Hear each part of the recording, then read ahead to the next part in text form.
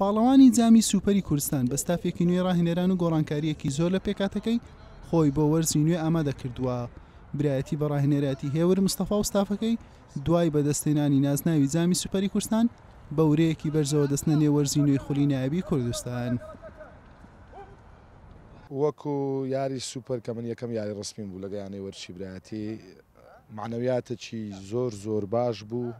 بۆ تیپەکەمە هەم لە ڕووی دەرونیەوە هەم لە ڕووی زەهنیەوە هەم وەکو ئەوەی خۆمان بە باشی ئامادە بکەین و یاریزانەکان زیاتر هەست بە مەسئولیت بکەن چونکە برایەتی ئێستا حیسابە تایبەتی بۆ دەکرێت لە خولەکە. ئێمە وەکو یانێ برایەتی ئەم ساڵ هەدەفی ئەوەمان هەیە لە پلەکانی پێشەوە بووین وەکو خۆشم یەکەم تاقیکردنەوە زۆربەی یاریزانەکانیشمان لاون هەوڵی جددی دەدەین لە پلەکانی پێشەوە بین چونکە پار ساڵ یانێ برایەتی لە پلە 11 بوو ئەم ساڵ هەموو هەوڵێک دەدەین لە تیپەکانی پێشەوە بین چونکە متمانم بە سەرجەم یاریزانەکانە لە ڕووی داریاتیشەوە بە هەموو شێوەیەک هاوکارێکی باش کراینە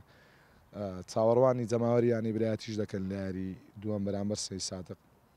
پێیژەکان پڕ بن لە هەندەر وەکو ئامادەکاریش ئامادەکارێکی باشمان کردووە لە ڕووی بەدەنی حتا لە ڕووی تەکتیکیشەوەش بە بەردەوام کارمان لەگە کردوون خۆی تیپیش هەروایە لە ینی تەکتیکی زیاتر لە ناخولەکە بە ئیستیمراری هێواش تەتوێر دەکە. یانەی برایەتی بۆ یاریەکانی مۆرزەی خولی نایابی کوردستان گرێبەستی 16 یاریزانی نوێ کردوتەوە و 3 یاریزانیشی لە تیپی لاوان سەرخستووە و 11 یاریزانی نوێشی هێناوەتە ڕیزەکانی.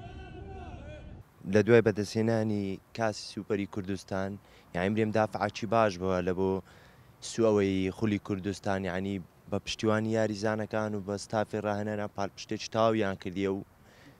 ئامادەکارێکی یعنی برەی باشمان کردی و هیچمان نەماوە بۆ وتن تەنها چاوەڕێی یاری دەربەندی خان دەکەین. یانەی برایەتی تاکەیانەیە لە کوردستان بووەتە پاڵەوانی هەر سێ نازنا و جارێک خولی نایەبوو جارێک جامی کوردستان و جارێکیش سوپەری کوردستان